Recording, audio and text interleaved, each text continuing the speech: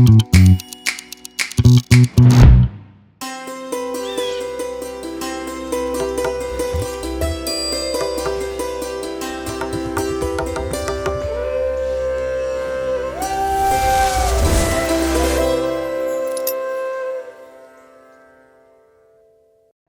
Kamlesh, welcome to our podcast. Thank you so much for coming. So this is going to be our first English podcast today, and I'll tell you why we've started this podcast. Okay, we know that technological landscape is changing, and we know that probably after 5 years, the skills which are relevant today are not going to be relevant. But the human skills, the collaboration, the communication skills, so these skills are going to be relevant. So that is the reason we call industry experts to our podcast. Yeah. And they generally talk about what is the importance of having a communication skills in the corporate sector. Yeah. Whether you're working or whether you're going to be starting your own business and understanding the global market. So that is the reason you are calling people experts like you. So towards that, my first question is going to be, how was your childhood and how your education actually shaped you become a good professional right now the way you are? Mhm. First of all, Rajesh, I'm really thankful to you for inviting me to this opportunity, for this podcast. Uh, I think it's one of those opportunities where we also get to create some impact with whatsoever we have done so far in our career. So really thankful to you first. Talking about my childhood days, I really have to go on my memory lane for this one. I think I have been always a very, very sincere, bright, and yet a mischievous student right from my school days. I remember being topper in my 8th, ninth, 10th standard. There have been a lot of different competitions which I have been part of since my childhood journey. You talk about sports, you talk about something like source like cycling, which gives you a very sharp and subtle message that, slow and steady wins the race. Uh, I have been also actively involved in some of those competitions where you used to really memorize Bhagavad Gita adhyayas, like especially 12th and 15th ones. Uh, and those used to be the times where even at times you do not really understand the meaning of anything and everything. Correct. But you have those things in you right from your childhood. And those are some really good memories. I think this is primarily about my school life, which I can remember.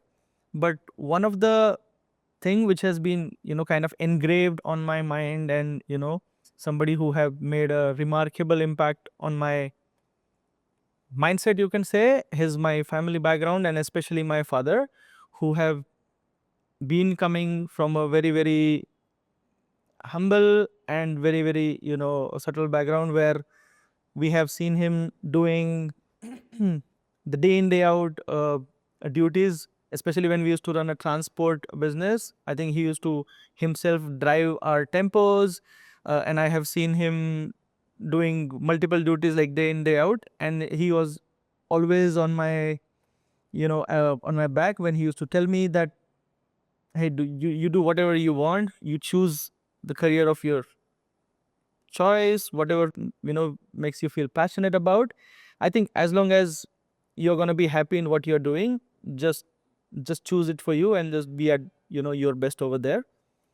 He was very sure that whatever educational, especially, which he could not do or get at his point in time, I should definitely be on the top and get the best for myself. And that's where he played a very critical role in providing me all those opportunities way early in my career, school life. If I remember my 8th standard, I think I studied typically in the Marathi medium until my 10th standard. But after my 8th standard, he ensured that I am getting into something like spoken English classes where I will really understand at least the grammatical nuances of stuff. I repeated the same thing after my 10th standard as well. So before even I got into my junior college, he kind of ensured that I have got exposed to this world who is primarily working on this language, which is going to be very, very critical. So I think everything collectively has played a very critical role when it comes to me talking about my education, my childhood, my family background, and where I really come from. So yeah, that's how it That is. is great. Thank you so much. And you talked about Bhagavad Gita. I think spiritual touch is there, but more than that, you also get a lot of inspiration by reading Bhagavad Gita. Yeah. And you also gave one lesson to our students, even if you come from a regional language medium, Marathi, Yeah. Hindi, whatever, you can still achieve success because I Right. know you're talking to people from across the globe. You Yeah. interact with them. You have worked with multinational companies. Yeah. Right. So that is really great. And that is an inspiration to our audience because most of our audience is between the age of 17 till 25, 35. Yeah. Great. I agree. Yeah. Okay. So to talk about your college days, okay, how did your education has shaped you? Because you've done engineering first, Yeah. and then you've done MBA. And how did you get into recruitment? Because generally people after doing engineering they get into technical stuff, Mm-hmm. but you chose the human resource part. So Yeah. how did you? I think it's a very exciting yet unplanned journey of me getting into recruitment, and I would really want to go back to my engineering days first. So typically when you grow up in a middle class family, especially in Maharashtra or India, the obvious career choice is you doing engineering, because in and around your people, family, most of them, they know that, hey, now that you're done your 12th, just get into some of the engineering and then you will definitely have jobs. Correct. I think it somewhere started on those lanes. I started my engineering in 2009 when there was a global recession time, where everybody was running behind branches like core mechanical, civil, because IT was so unpredictable that time due to the obvious situations in the market. But I always had this, maybe it was too early to even think about those things, but somebody from my family used to work in US and they had some good IT jobs. So I was like, hey, if I have to get into engineering, I will only do computer science and IT engineering. It was an easy bet at that point in time to get admission because nobody was pursuing that. So I got into DY Patil College of Engineering, which is very nearby in Pune, where I stay. Uh, that's where I did my 4 years. But when you actually go through this journey, and of course, like you all enjoy your college life, you do your best what you can, and the seriousness or awareness at times about the career opportunities is not to the extent that it should be. Uh, but by the time I reached my final year of engineering, I kind of realized that this might not be something which I will be able to do for the rest of my life. Like, even if I was good at coding or maybe okay at handling technical domain related stuff, that was not something which I was really enjoying. And apparently then I thought that I can try something like MBA eventually, which will add a different flavor to my career, where I then gave an examination called CMAT, which was the entrance examination when I was in my engineering. And that was again not with the full-fledged preparation. It was just another option which I was exploring just to get out of this technical zone and maybe in case I get some different opportunity. Right. So I got an admission in Indira University. Like at that point in time, it used to called as Indira Global Business School. Uh, I think that was a game changer and very, very critical factor when I really talk about my educational background and my career. I think by that time I was very serious about what I really want to do in life. I was very clear about my SWOT analysis as well, that hey, this is something which I can do. These are my strengths. This is something which I really do not want to touch. And that's where I was very serious when I got into my MBA. And I was one of the topper in my MBA then of the batch. After my first year of MBA, then I was the first one among the HR students who got placed in one of the automobile company called Piaggio, and then the journey started. But I would really say the combination of having technical background like engineering and then you having a knowledge from the business acumen like MBA from one of the reputed university in Pune, like institute in Pune, I think it played a very critical role in adding the holistic combination on my profile, because when you work for any IT company, or for that matter any business, having a domain expertise of how business runs, understanding the relevance of what people are writing on their profiles, Correct. and then you relating to that with your business acumen, I think that gives you more confidence as a recruitment professional. Absolutely. And you can read through CVs even more better. Yeah. I think collectively, education is something which has played a very critical role. And then there are a lot of people at the people at the back end who have been very supportive. So yeah, I'm really happy that I got to talk about this one. Great. Yeah. Thank you so much. And that is very important. Nowadays, there are so many students, I guess they must be getting inspiration from you because they're doing engineering and they want to get into MBA and get into campus recruitment kind of a career. Yeah. Because if students know that they are good in communication skills and collaborating skills and networking, Yeah. probably this is the best career path for them also. Yeah. But depends on their strengths and weaknesses. But this is a good advice. Yeah. Thank you so much. You have a vast experience in university relations, campus recruitment. So, what are the early day challenges that you faced when you got into recruitment, and how did it actually shape your career in the future? I want to really share about how I really got into my first job there, and that will probably eventually land me about how my early challenges were. So I was a part of placement cell in my college, in my MBA day, where we used to interact with some of the people sitting on the other side of the table, and I always had this thing from my past learnings that I am definitely going to make my career in HR, especially in the recruitment, because after my engineering days, there was one incident where a couple of companies came on campus in my engineering days, and I went till the group discussion round, and apparently it just did not work. And I had no idea about how it happened and why I did not get selected after the group discussion round. At times, we don't know as student where listening skill is equally important, those 80-20 rule at times. So I think that was very clear on my mind. That's where I proactively ensured that I'm going to be exposed to those right people way early in my college days itself. That's where I joined that placement cell. And then one fine day, there was this induction program in my institute where a vice president and a senior manager from my first company, then that time, was one of the chief guests who visited our college. And me being one of the placement coordinators in HR, there used to be this deputy director placements, Arpana ma'am. She kind of ensured that, hey, this is a nice opportunity for you. You go receive them and, take them to our campus. And I think I got that one additional hour as an MBA HR student in my first year with those two industry stalwarts, which was very, very undivided attention at that point in time, where informally, I think they could really read through the potential which probably I had at that point in time.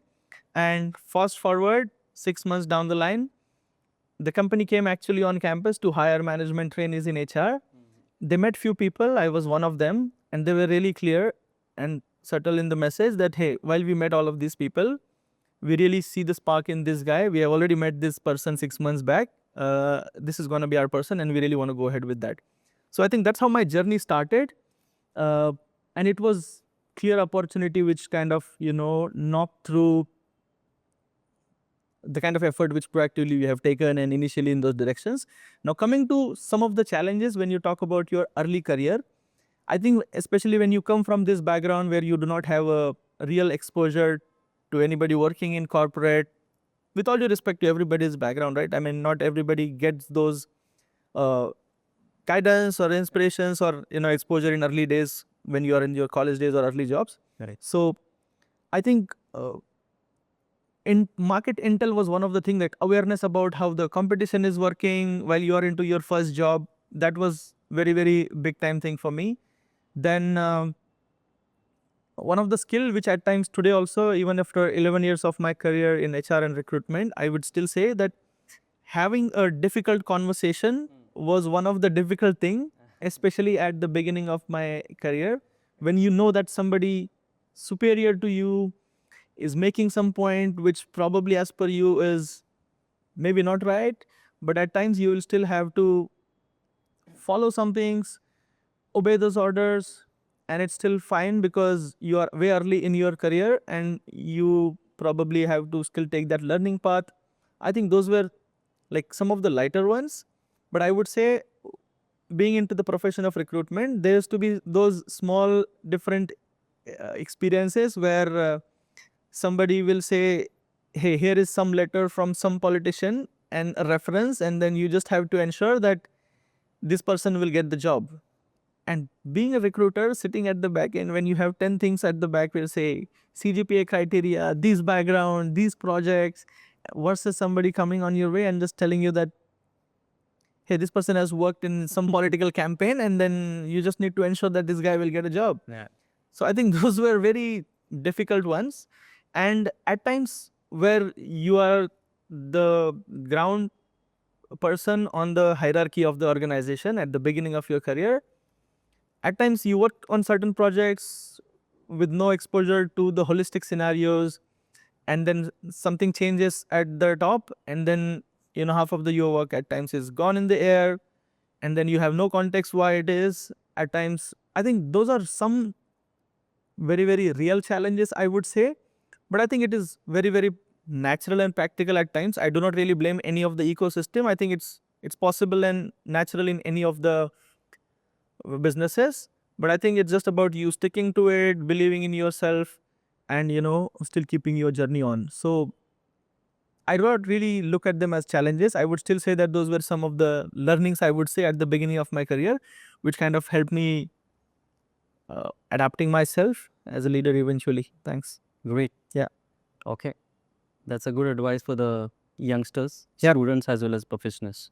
Okay. And since I am also from recruitment is very close to my heart. Yeah. And I know that generally to scale any business, recruitment is one department which actually works very hard Yeah. to make sure that they hire right people, right talent, and to help organizations scale from 0 to 10, right? So that's great.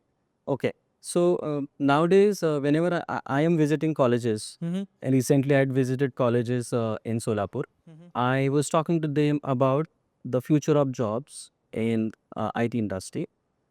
They were not interested to talk about the technology as such because they know everything through the internet Mm-hmm. and things they are on YouTube. But they were really interested to talk about how to crack the campus interviews. Okay. So you must have hired more than 1,000 students in your career, right? So what are the common mistakes that students do when they get the rejections in the campus interviews? I think this question and this topic is very close to my heart as well, because that's where somewhere my journey started as student, where I did not really know what went wrong, and then some of the common mistakes at times what we do. I would really factor into multiple points. First, very basic things. At times we just write something which we are not, or which we have not done on our profile as a student, just because it worked for somebody else.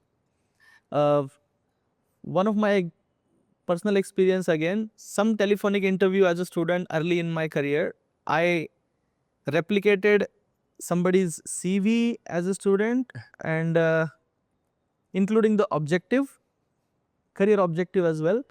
And out of the box, nowhere, the person on the telephonic interview asked me, elaborate your career objective.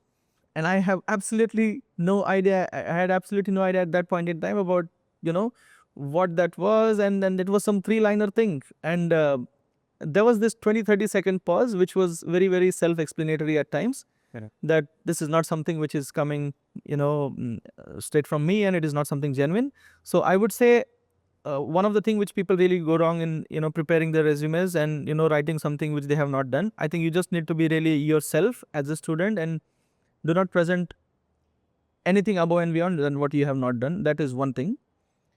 Secondly, one size fits all approach is not something which works in any fresh grad, for that matter, in any job, I would say, when you are really seeking opportunities. At the campuses, there is just not one company which is coming. So as a student, a lot of time it happens is that irrespective of 50 company coming on campus, I will have my one profile, one strategic approach in the way I am doing things. And that does not really go well because every company will have their different requirement. The expectation from the role can be different. The background of the company is different. And there is something called as personality job fit in our HR terminologies. So not every person can be fit for every job. So you really need to know your SWOT analysis, present yourself accordingly so that you can be more relatable and relevant to those companies or those recruiters. That's second thing which I would really say, that people preparing themselves company wise would make more sense to them. Okay. I think that's one of the things which students do as one of the common mistakes, where they just try to prepare generically because hey, I will just study oops concepts, I will just do one of these things, and they completely lose on the background of the company, the business, and the expectation from the role. So that's second thing. And there is this third very important thing which I'm going to talk about, which I have seen and I have talked in many of my interactions and sessions for students. So typically there are three factors which play a very critical role when students make their career choices. One is the location in which they are going to opt for a job. Another is salary which they are getting and in their first job. And the third factor is the role in which they are going to get into, right? Or maybe you can say the brand in which they are going to get into. So a lot of times what happens, people really have the clear priorities that, hey, below 10 lakhs in my initial job, I will not apply initially. Or maybe I would really only want to work in Pune, otherwise I will not take my any other job. I would only want to work for certain top brands, Big Four, whatsoever you say, or I will not start my career. And that is something which go really, really wrong when it comes to you making those choices at the beginning of your career. Absolutely. And the way I have really looked at it, and honestly, it has something, this is my personal solution to this problem, and maybe as part of my guidance to students, that it's a triangular thing, the way I am looking at it, like, location, salary, and brand. At the beginning of your career in your first job, if you are getting either of the two things as per your choice, I'm not saying that you do not have your preferences. You definitely are, we all are human beings. We will have our priorities, family backgrounds, and everything. But in your first job, if you're really going to have either of these two things, if you have a location of your choice, say you're going to get a job in your hometown, and if you are getting a good salary, then you do not have to really worry about the good brand at the beginning. It's still fine if you start with something which is, SME at the moment, and eventually it will be one of the company which will evolve, or probably you will get into something what you want eventually, but at least you're getting the location and the salary.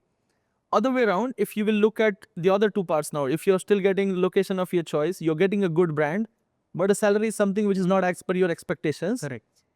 There is no leader in the industry today who have started on a similar salary what they're getting today, right? Exactly. At some point in time, they have still worked on a very minimalistic salaries. Absolutely. If I will start, give an example, like 11 years back, my first salary, as in like during my internship, it was just 5,000 stipend, but I was hardly getting some 15,000 in my first job when I joined as a management trainee. And that was fine because today when you walk that journey with learnings, eventually you earn them, right? So that's fine. So that was about the second equation. And the third thing, right? You're getting a brand, you're getting a salary, but you have to leave your home.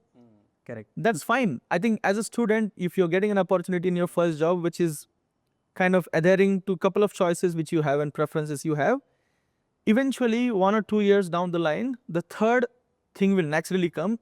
And this is my personal reading and formula which I have, broken through for this, students. Correct. You will not find it anywhere. Correct.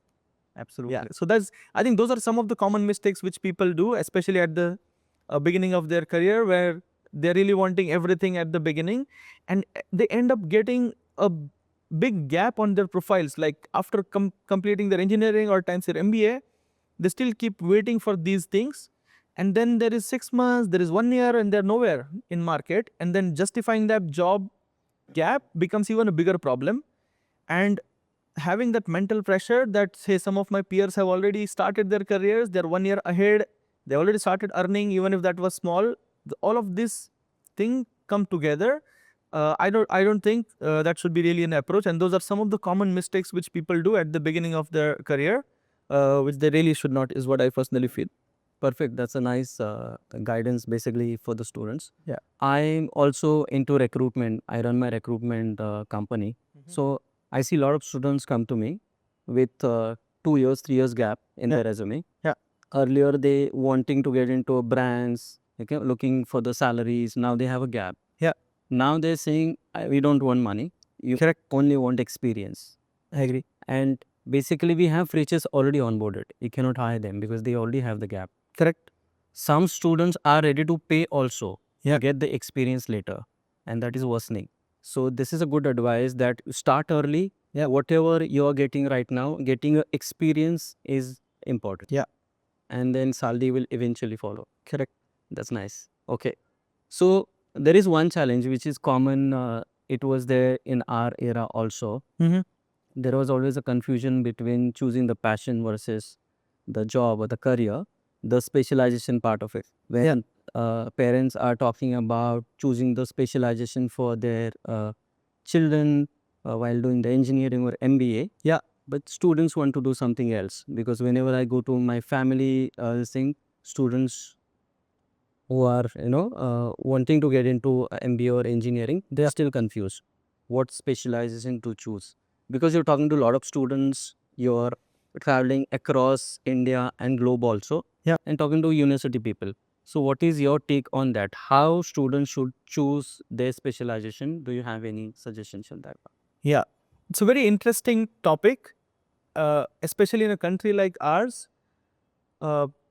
Everything together plays a very critical role when it comes to students choosing their specialization. And when I say everything, it is their mentors which they are getting in their colleges. It is their seniors at times who have made some good careers by making some choices which they are relating to. Correct. It can be the family pressure or family background, because somebody has some success story in the family which has really worked for them. So they're just kind of forced or pressurized at times to do something similar. And at times the job opportunities in market might be very critical, especially in the MBA days and when you are in your college final years, where most of the companies are gone, and after first year when you see, I think those makes a very critical impact on your choices. I would really say passion is good part. Like, you definitely need to make your career only if you're passionate about something, and that's what I have chosen. I really want to give a small background or story here. There are some people. I think I was in a similar scenario when I was after my first year of MBA. So when you do your MBA, you still have a choice until you do your first year to choose your specialization of masters. Uh, Coming from the family background where I used to come from, getting a job was ultra critical for me now after doing my MBA, and most of the job opportunities in market or companies coming on campus were very, very marketing and sales related jobs. And even if you look at the intake of the batch size, if I was of batch size say 95 among my MBA, there were only 7 students who have taken HR. 5 out of them were female candidates. So I think it is also the surrounding which was kind of putting that pressure that if you will not do this, there is a very good chance that you will not get a job. And there were very few people, like one of our HR professor, or now the head of department in HR. It used to be this professor Rajasri ma'am. I just remember the name. And then she was very clear that, hey Kamlesh, if you are really passionate about HR, if you are really sure that this is the space you really want to get into, I think there is a utmost amount of clarity which you have now, then you should just go about it. Sooner or later, you will still get into the job. That's still fine. But if you will get into something which you do not really like, just for getting some initial opportunity, you might not be able to survive in that, or maybe perform the way probably the competition is working in market. That was one of the thing. There used to be also one seasoned industry professional. I think this guy's name was Avnish or something. And he had joined our institute as a student again after working for so many years in the industry, because the full-time masters plays some role. And then purely experience in HR, but then eventually he still thought that we still need to complete the full-time graduation, like the masters. And somebody coming from the recruitment and industry background, and then he becoming a mentor, and he was like, Kamlesh, I have seen the other side of the table. If you really are passionate about this, and if you're only worried about the first job, it was more of that verbal confirmation that, I don't think it's going to be that big deal. We'll figure it out. You go about it. I think those are some small, incidents. Correct. Which gives you very, very clear indication that I think you just really need to follow what you really want to do or you have passion for. But at the same time, I would say when it comes to we choosing it, just passion will not work. I would say passion plus ability or your own clarity about what you can really bring on the table Absolutely. makes a huge difference, and that is what should play a role when you're actually making a career choice. Because in engineering, when I used to do a group project, I used to contribute. It's not that I was not working there, but when it comes to me presenting it to the professors, I was presenting it way better than what somebody who have coded. So my strengths was something different. Okay. And I think it was more about my people interactions, the way I network with people. Correct. I think those connects were very different, and that's where I thought maybe I'm a better fit for something like, MBA. And then even in MBA, when something is revolving about people, which is HR function, I think it was a clear choice for me. And that's for now coming back to the question again, where how people should choose. I think it's purely basis what they're passionate about. I think opportunities and jobs in market, see, nobody I have seen that, who have done their career or, masters or engineering whatsoever and are jobless for like 5 years. No. Like literally it is unrealistic that some other opportunities will keep coming your way, and sooner or later you will still start your career. But please choose wisely, because that's going to be like remaining 40 years of your life you're going to keep investing and working on. Correct. So yeah, that's going to be my clear advice. Correct. So finding your passion and finding your strength is very important while Yeah. choosing the career and specialization. Yeah. And one more advice I give to the students is, nowadays you have all the internet. You can connect with people. You can Yeah. do research about what are the industries which are going to be coming big way Yeah. in the future, and probably you can choose the specialization accordingly. Yeah. And get onto a LinkedIn platform. There are so many platforms. Yeah. So LinkedIn I prefer because then all the professionals are there. Correct. You you can make the connections with people, talk to them. There are people there open. Yeah. They're ready to mentor you basically around your interest and your specialization. Correct. And that's how you choose your career. Yeah. So, and then your parents also would be happy if you talk to your parents in a way that, this is what the industry is probably going to get big in the future, and I'm choosing this specialization. So everybody would be on the same page. Yeah, I agree. Right? Okay. So next topic, it is very close to my heart. So I remember my first job, my mentor and who hired me, Rajendra Raut sir. Mm-hmm. He used to tell me always that work on your communication skills and networking skills, then only you will grow in this business. Mm-hmm. Okay. So what do you think? Communication skills are still relevant and important to grow in job or in business? What is your take on that?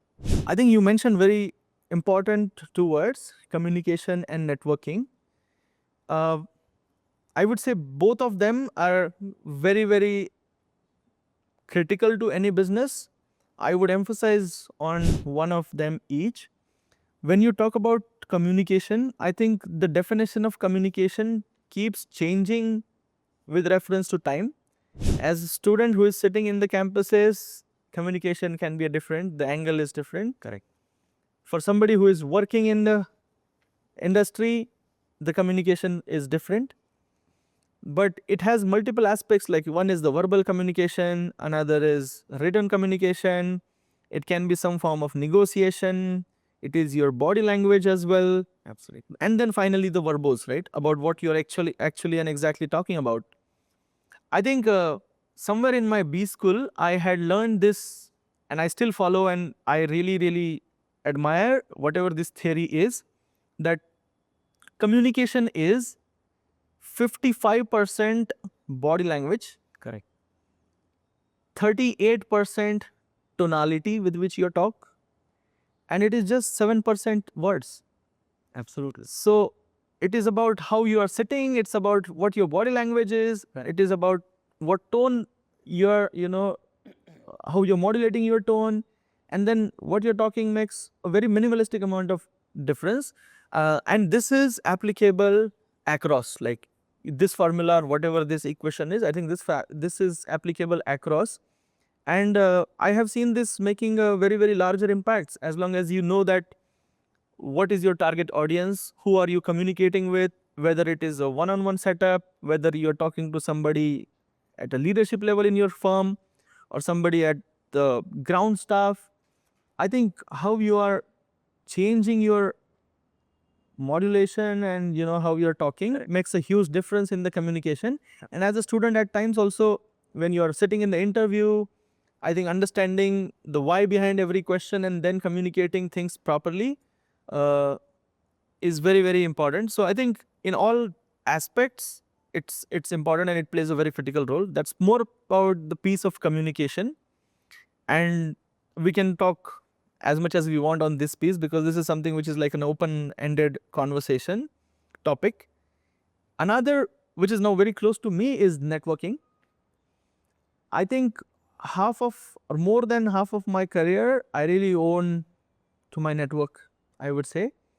I'm personally believer of this fact that your network can give you anything which you want in life, like literally anything. Absolutely. Be it your career, be it anything which you want in terms of opportunity, be it any kind of help, and then it is still going to come from your network, right?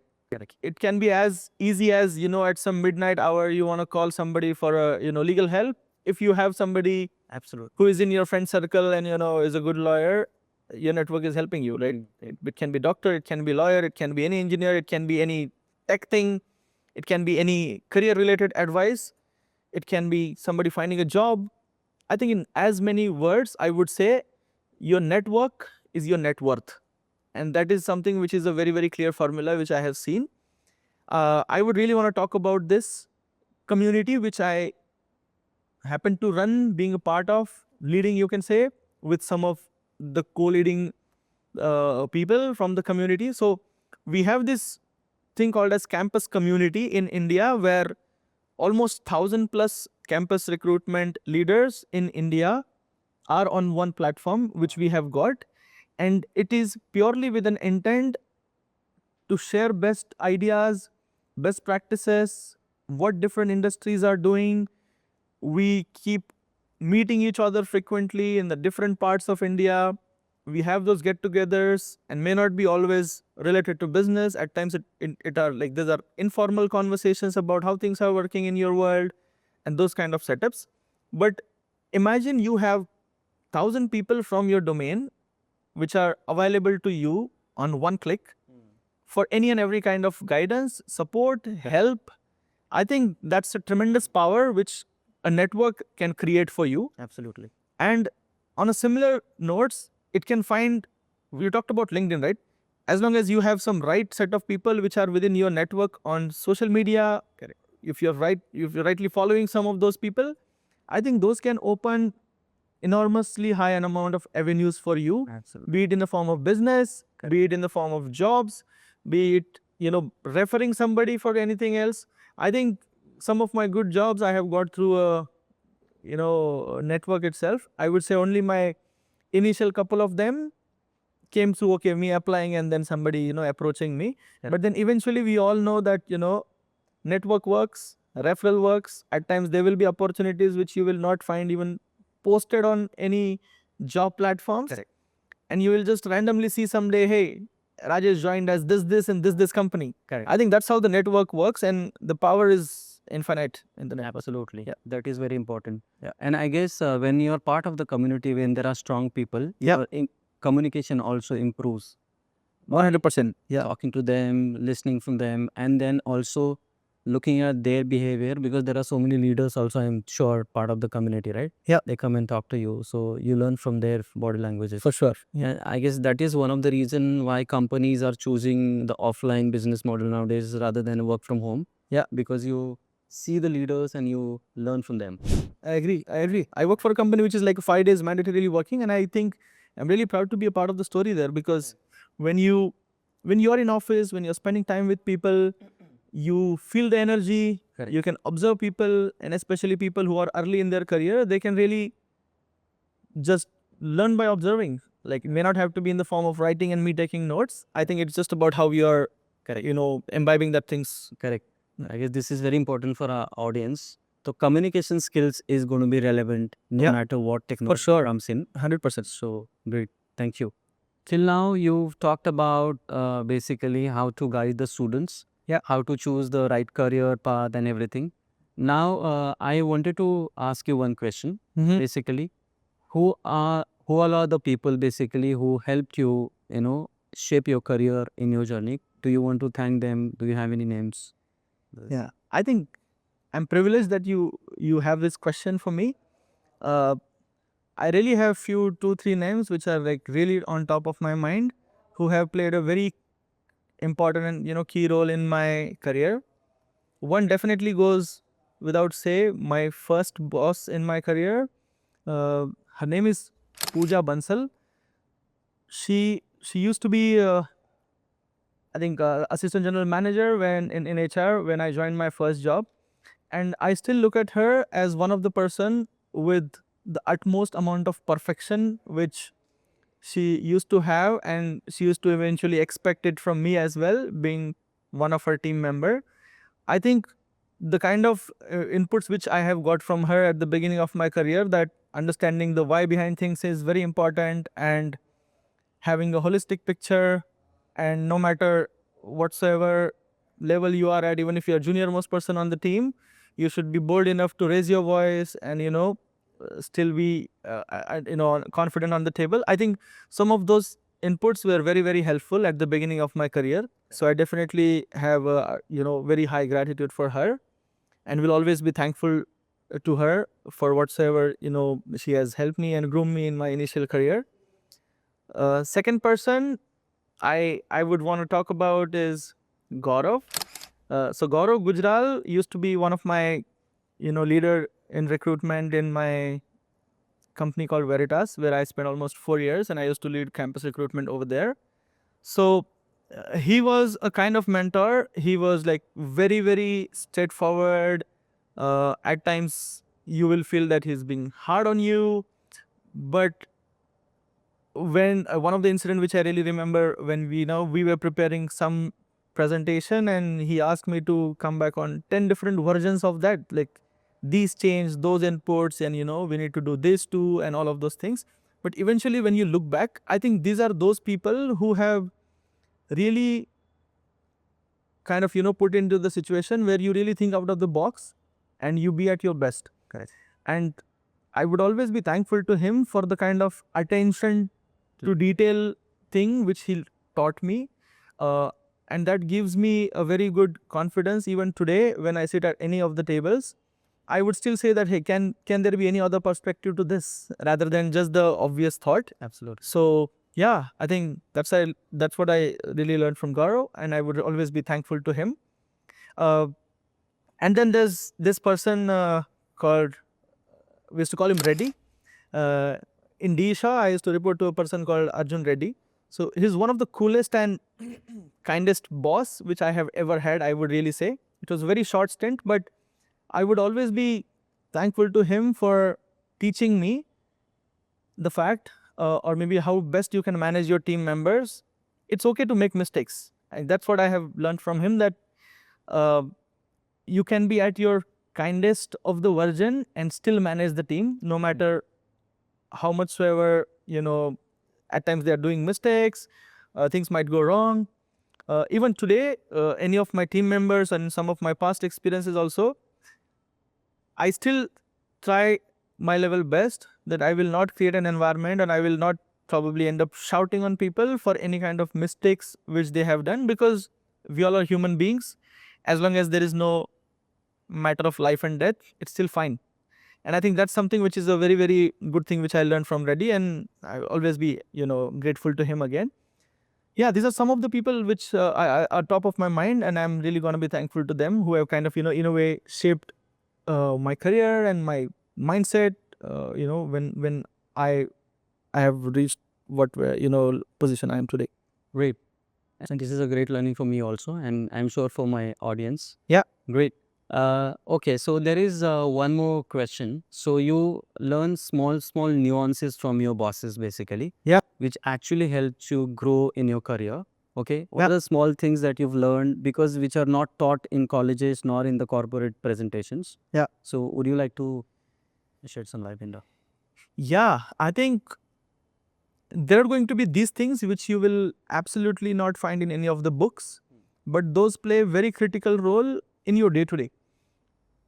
Something as small as not everything requires immediate attention, or maybe not everything requires immediate response.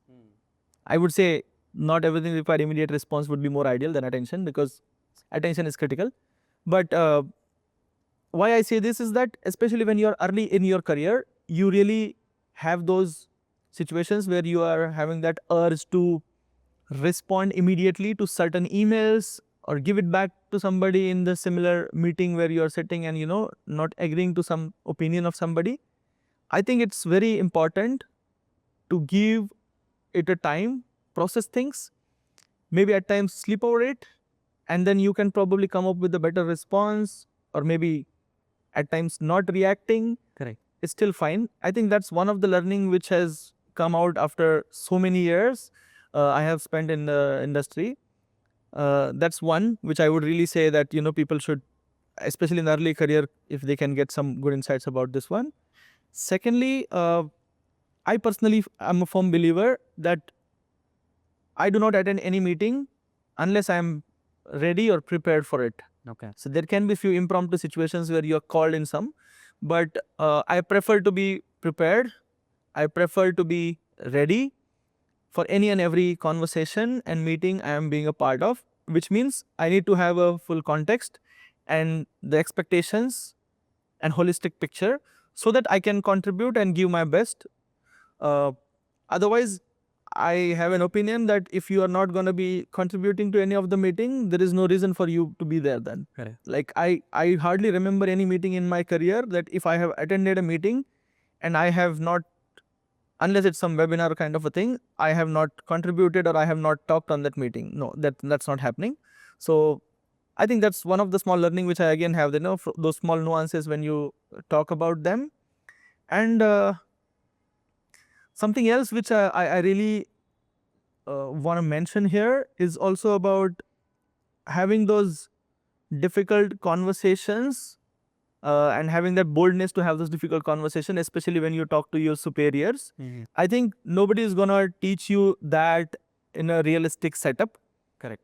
There are some articles which I learned in my MBA days that it's a very heavy term, but then they say that how to manage your bosses. It's a Harvard Business Review article that how you really have to manage at times yourself, so that you can manage the conversations and the relationship which you have with your boss and superiors, because at times you have those thin lines which stop you, or have those mental barriers that do I or do I not talk about this thing to my boss.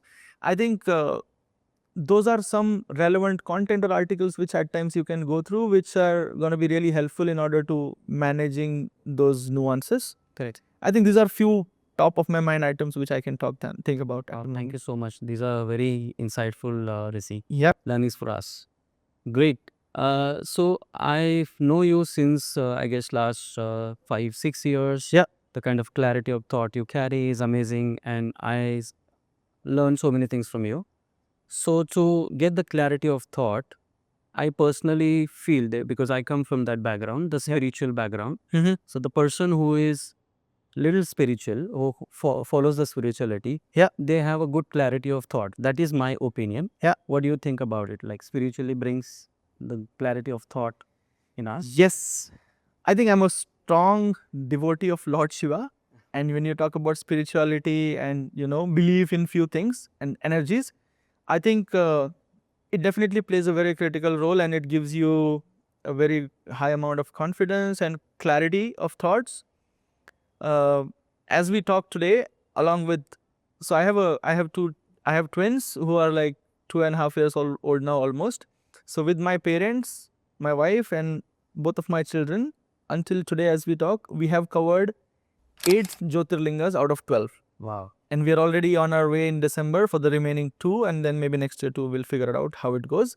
So this is something which is a different passion which I personally follow, which gives you at times that humbleness and the groundedness at the back, and really keeps you, it keeps your feet on ground, while no matter what level you're reaching, whatever you're achieving in career, I think having that clarity at the back that, the universe is so huge that you're just smallest part of that. And the earlier you have this clarity, all you will say at the end of the day that, hey guys, I just need blessings and nothing else at the end of the day. Correct. Yeah. So I'm a very firm believer of, getting that, spiritual levels or whatever thought clarity you can say if you are, going to be on those paths. Absolutely. Absolutely. Yeah. That's nice. So being spiritual is very important. When Yeah. you're a corporate setup, basically, where you work with multiple people. Yeah. Multiple people have their different thoughts, their imagination, and to handle them, you actually need to have good clarity of thought. Yeah. That's important. Great. I guess now we are coming to a last part of our sim podcast. Okay, where we'll talk about the fun facts or the kind of books you like reading. Okay. And what are the insights that you've got from your books? Do you have any favorite books from your library? I would say I'm not really a vivid reader, but there is this one book which has been on my mind, which I have read during early in my career. It was suggested to us from one of our institute director, 7 Habits of Highly Effective People by Stephen Covey. So that is something which I'm very, very firmly believing, and that's where this book, and I think first things first, and there are many other habits which are mentioned in that book, which are equally powerful and critical. And I really want to talk about that book. So anybody, especially who are, early in their career, even at some point in corporate life as well, if you will really get an opportunity to read through this book, I think it's going to be really helpful, because when you say that you are very effective in the way you are operating, at times making a mark with whatever background you carry, Correct. I think these are some of the habits which play a very critical role when you talk about, how you are shaping your careers. Correct. Reading books is going to be relevant even if AI comes in. Yeah. And you have online content. So No, for sure. Yeah. I think a lot of digital content nowadays is taking a space. At times people have those digital devices where they still read through that. But yeah, I think I do agree what you're saying. You also covered one more point, which is about manifestation. Yeah. Whatever you think, it comes to reality. Actually, you're thinking a lot about it and you 100%. want it, 100%. Whatever is happening in my life today, it was manifested 2 years ago. Yeah. I used to think about it, about the podcast, having business, everything. And now I'm meeting the similar kind of people. Yeah. And this is reality. I'm doing the podcast. Yeah. That's the power of manifestation, right? I think I would also to some extent agree with this fact, right? Today, the kind of life I'm living, the kind of opportunities which I'm getting, or maybe there are some tables at which I am sitting, which at some point in time were even beyond imagination, but then I was still manifesting for them. And then today, with our efforts, with some right guidance, and with some right network, you are still, getting there. So yeah, I think there's a tremendous power there. Great.